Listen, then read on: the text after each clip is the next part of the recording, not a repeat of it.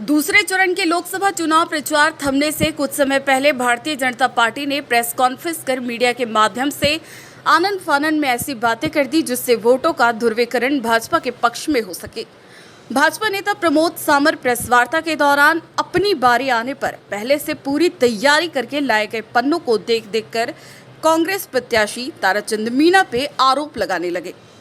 Media के सामने बड़े बड़े दावे करने वाले प्रमोद सामर ने सवाल किया कि उदयपुर जिला कलेक्टर रहते ताराचंद मीणा के इर्द गिर्द रहने वाले गैर सरकारी थे, उनके साथ ताराचंद मीणा कहां घूमते थे।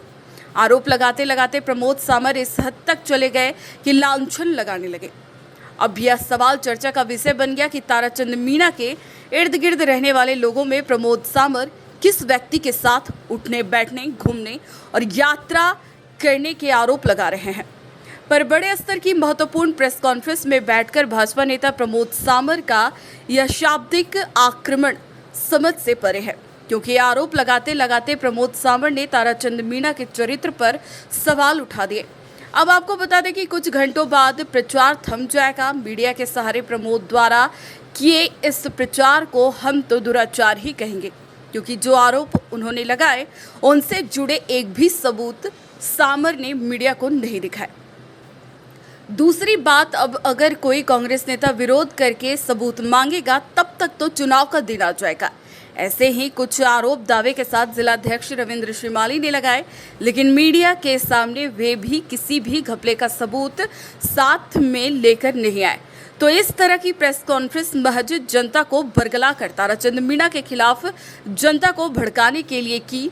यह जो आरोप लगे हैं वास्तविकता से कोई संबंध है इन आरोपों का। ऐसे तो कल ताराचंद मीणा भी कोई प्रेस कॉन्फ्रेंस करके भाजपा नेताओं पर लांछन लगाकर मतदाताओं को भ्रमित कर सकते हैं। उदयपुर न्यूज किसी के दावे को चुनौती नहीं देता, पर सियासत है, बयानों के तेवर से रास्ते खुद बदल लेती है और फिर भान नहीं रखती कि नफा किसका नुकसान किसका। पर एक बात तो कहेंगे, अगले कुछ घंटों की राजनीति में ऐसा ही कोई आरोप प्रत्यारोप का दौर चले तो नेता लोग कम से कम उसके सबूत तो साथ लेकर आए।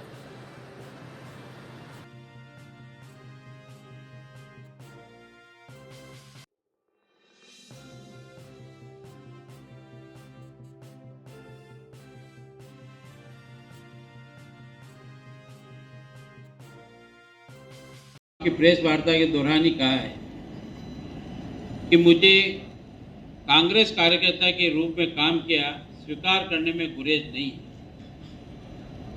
चलो कुछ तो बोले, पर हम ये कहते हैं कि भारतीय जनता पार्टी आज आपको स्पष्ट रूप से चुनौती के साथ कहती है, आपने कार्यकर्ता के रूप में नहीं, आपने एक एजेंट और दलाल के रूप में काम किया। और तो जिस तरह का तंत्र एक प्रशासनिक तंत्र होता है उसको भ्रष्ट करने का काम में जितना योगदान आप दिया है किसी आज तक के कलेक्टर ने दिया है। आचार संहिता का समय आएगा तब आपको पता लगेगा कि किस तरह से जनता के धन का अपव्यय आपने किया। आपने उदयपुर में पर्यटन के नाम पर आपने कहा कि मैं पर्यटन के क्षेत्र में ये कार्य करूंगा। ऐसे में एक यदि सांसद रहा तो अवसर आपके पास था कलेक्टर थे, आपने पर्यटन स्थलों के विकास में कम रुचि ली। आप एक पर्यटक के रूप में घूमते रहे, किसके साथ घूमे, क्या किया, उदयपुर की जनता जानती है। उसको ज़्यादा बखान करने की आवश्यकता नहीं है, और आपसे ज़्यादा कोई और जानता नहीं है। कहाँ घूमे, कहाँ गए, कौन साथ थे, उनका क्या वास्ता था, क्या रिश्ते थे, क्या वो प्रशासनिक तंत्र के अंग थे, इसका भी आप स्पष्टीकरण देना तो हम मान जाएंगे कि आपका चरित्र क्या है। आपने कहा कांग्रेस को बताया राम के पुजारी और बीजेपी को बताया राम का व्यापारी। शर्म भी नहीं आती इतने बड़े अधिकारी रहने के बाद।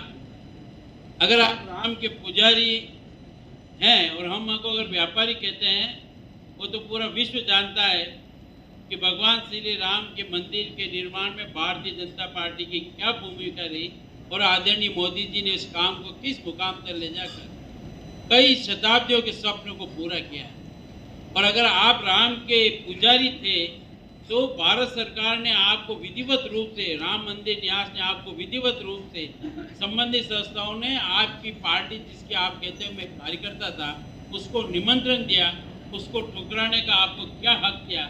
आपने तो अपमान किया है, हमारी आस्था पर गहरी चोट की। उन सभी संस्थाओं के साथ आप खड़े हैं और उन्हीं के परिसर में जाकर आप अपनी पार्टी के नाम पर आज वोट मांग रहे हैं। इससे बड़ी शर्मनाक बात हो नहीं सकती। ये राशि कहाँ से आ रही है? ये कौन तथाकथित लोग हैं अंतर्राष्ट्रीय इशारों पर ये जो काम कर रहे हैं और हमारे आदिवासी भाई बहनों को भड़काने का काम कर रहे हैं, जहाँ पर धर्मांतरण का काम कर रहे हैं, उन परिसर में जाकर के आप राजनीतिक पार्टी के कार्यकर्ता के नहीं, अब एक नेता के रूप में अगर आप उम्मीदवार हो तो आचार संहिता के साथ साथ सभी मर्यादाओं का उल्लंघन कर रहे हैं। पर अभी आपको एक चाटुकार के रूप में वोट चाहिए, ये हम बहुत स्पष्ट रूप से कहना चाहते हैं। साथ ही जैसा आदरणीय रविंद्र जी ने कहा, इस उदयपुर जिले में जितनी भूदान की जमीनें थी उसको औने पौने दामों में और कांग्रेस के तथाकथित जनप्रतिनिधियों के साथ मिलकर के तमाम जमीनों को जो खुद बुर्द करने का काम किया है, तो उसका अंतिम हस्ताक्षर आपके हाथों से हुआ। आप सबको याद होगा, विनोबा भावे ने जब इस आंदोलन को चलाया था, जनता ने अपने चाहे सामर्थ्य था या नहीं था, अपनी जमीनों को दान किया था सार्वजनिक कामों के लिए। और आपने जैसा अपनी भावना भी बता दी कि मैं कांग्रेस का कार्यकर्ता था, यानी कि आपने अपने आप को आगामी चुनाव के लिए प्रस्तुत करने के लिए और लोकसभा विधानसभा को दृष्टिगत रखते हुए उन यूआईटी में और भूदान की जमीनों में जितनी हेरा फेरी आपने की है, आने वाला समय इस बात के लिए कहेगा सबसे कलंकित उदयपुर का कलेक्टर के रूप में आपने यहाँ पर काम किया। आपने कहा कि मैं यहाँ का विकास करूँगा, पर्यटन क्रिएट की दृष्टि से विकास करूँगा। ये सब काम जब आपको अवसर था तो किसने हाथ रोके थे? भारतीय जनता पार्टी ने रोके थे। भारतीय जनता पार्टी ने तो आपको नहीं कहा था कि विकास न करें। आपने तो विकास नहीं विनाश करने में अपनी पूरी महत्वपूर्ण भूमिका निभाई है, क्योंकि मन में इच्छा थी चाटुकारी करूं और इस कांग्रेस के पास कोई उम्मीदवार था नहीं, तो भाग्य से कहीं आपके ऊपर ये टोपी रख दी है तो ज़्यादा दिन चलने वाली भी नहीं है। आप जिस क्षेत्रों में जा रहे हो, जिस तरह से देश के एकता और अखंडता पर आप एक ढंग से मैं कह सकता हूँ कि प्रहार कर रहे हैं, उसको तोड़ने का विध्वंसक काम कर रहे हैं, और उन ताकतों का सहयोग लेकर के आप उम्मीदवार के साथ नेतृत्व करना चाहते हैं, जनता आपको स्वीकार नहीं करेगी। उदयपुर लोकसभा से तो आपकी विजय तय है, और विजय ऐसी होगी कि जहाँ से आप आए हैं दौसा से पाली, पाली से उदयपुर, आपको पुनः यहाँ से अच्छी तरह से विजय भारतीय जनता पार्टी और यहाँ के मतदाता देंगे। मैं आपको आप विश्वास साथ कह सकता हूँ कि चुनाव अंतिम चरण के दौर में है। कल सार्वजनिक रूप से चुनाव प्रचार का अंतिम दौर है। आदरणीय ताराचंद जी के प्रवास आप देख रहे हैं, अभी बंद कमरों और गुप्तगू बैठकों से बाहर नहीं है। अभी अंतिम दौर है। जितने कुकृत्य किए और जो धन अर्जित किया है उसका आज कल में जो जिस ढंग से वितरण कर रहे हैं और जिस ढंग से लोगों की भावनाओं के साथ खेलने का प्रयास कर रहे हैं, जनता कहीं गुमराह होने वाली नहीं है। मैं दावे के साथ कहता हूँ आज तक के सर्वाधिक वोट से भारतीय जनता पार्टी लोकसभा में जीतेगी और आपकी विजय भी तय करेगी। और आने वाला समय जो हमने कहा है कि जिस तरह से भूदान से लेकर के यूआईटी की जमीनों से लेकर के और गैर खातेदारी जमीनों में जितना आपने भ्रष्टाचार किया है, तथ्यात्मक रूप से भी रखेंगे और समय आने वाले समय ये बताएंगे कि आपने अपनी भावना जाहिर करके ये बात तो बता दी कि मैंने यहाँ एक अधिकारी के रूप में नहीं, कार्यकर्ता के रूप में काम किया। हम दावे के साथ कह रहे हैं कि आपने एजेंट और दलाल के रूप में काम किया। और इसका ये मैं आपको विश्वास दिलाता हूँ कि हमारे विधायक महोदय, हमारी पार्टी सब मिलकर इस शहर के विकास में, सर्वांगीण विकास में जो कुछ भी योजना बनी है हमारी अभी तक, ये रोड मैप बना है, रोड मैप के आधार पर हम इनको करने का प्रयास करेंगे।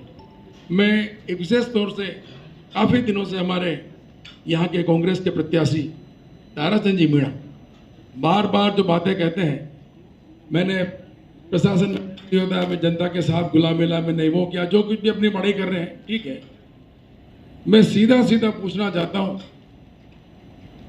कि गहलोत सरकार में उदयपुर के अंदर जो कलेक्टर रहे उनके किस प्रकार के कारनामे रहे, किस प्रकार से उन्होंने शहर के विकास में अपना योगदान दिया या व्यक्तिगत लोगों को लाभ देने का प्रयास किया। इस प्रकार से हमारी झीलें, हमारे पहाड़, और हमारे जल स्रोत, हमारी नदियां, इनके साथ आपने न्याय किया अथवा नहीं किया, अपनी आत्मा के अंदर जाकर देखना। और कुछ रसूखदार लोगों को भी जिस प्रकार से भूमि का आवंटन हुआ है, जिस प्रकार से आपने गैर खातेदारी से खातेदारी कर दी है जमीन है, बहुत बड़ा प्रश्न है। आपने नियमों के अनुसार किया होगा, लेकिन यदि किसी गरीब के साथ में काम करते हैं, जो भ्रष्टाचार के आरोप गहलोत सरकार पर लगे, उसके एक एजेंट के रूप में यहाँ के ताराचंद जी मीणा ने काम किया, मैं आपको दावे के साथ कह सकता हूँ। इसका जीता जागता उदाहरण नगर विकास प्रन्यास के अंदर अभी ऐसे कई काम हैं जो बिना टेंडर ही उन्होंने कर दिए, और भी अनेक ऐसे हैं। मैं खुले मंच पे चुनौती देना चाहता हूँ, आप एक एक विषय पर मुझसे चर्चा कर लीजिए। नगर विकास प्रन्यास का मैं भी अध्यक्ष था, और उसके पश्चात जो जो काम रुके हुए थे, जिनकी परमिशन नहीं थी, नियमों के अनुसार उनको परमिशन देना संभव नहीं था, आदरणीय इससे पहले हमारे चेतन जी ने, देवड़ा ने और इन्होंने मिलकर जो जो स्वीकृतियां प्रदान की है, पहाड़ों की स्थिति आप देखिए, जलाशयों की स्थिति आप देखिए, तो ये जो बातें करना बड़ा सरल होता है। और जब इन्होंने जो कलेक्टर का जो एक संविधान जो होता है, और इन्होंने संविधान की शपथ लेकर जिस पद के दायित्व का निर्वहन करने के लिए शपथ ली है, ये भी कुछ दिनों पहले एक अखबार के अंदर कहते हैं, मैंने तो कांग्रेस के कार्यकर्ता की तरह इस उदयपुर के कलेक्टर के रूप में मैंने काम किया है। इसका जीता जाता उदाहरण उनके कारनामों को देख लेंगे। अब वो कह रहे हैं वास्तव में, और सबसे बड़ा जो पैसा विकास के कार्य जिन विधायकों के क्षेत्र में होना चाहिए था, डी का पैसा आपने समय पर जारी नहीं किया। अनेक विधायक वहां पर जाते हैं, लेकिन बिल्कुल एक पक्षी है कि इनको ध्यान में था कि मुझे चुनाव लड़ना, मिशन कोटड़ा। अरे इन्होंने मसूबे पाले कि मुझे विधानसभा का टिकट मिलेगा, ठीक है, प्रयास किया, नहीं मिला। अब यह है, इसमें भी मैं आपको दावे के साथ कह सकता हूँ, उदयपुर की जनता महान जनता है, वह सबका लेखा जोखा रखती है। और रामचरितमानस में एक बात कहते हैं, कर्म प्रधान विश्व करी राखा, जो जस करे सो तस फल। साफ सफाई की हो बात, वाइटेक्स है ना आपके साथ। चाहे घर की फर्श हो या हो घर का बाथरूम, लिक्विड क्लीनर फर्श चमकाएं और एयर फ्रेशनर महकाए रूम। ताजगी होगी अब पूरे घर में और बचत होगी आपके खर्च में। वाइटेक्स के अलग अलग सफाई और एयर फ्रेशनर प्रोडक्ट जो दे शानदार सफाई और महकाए आपके घर को हर वक्त।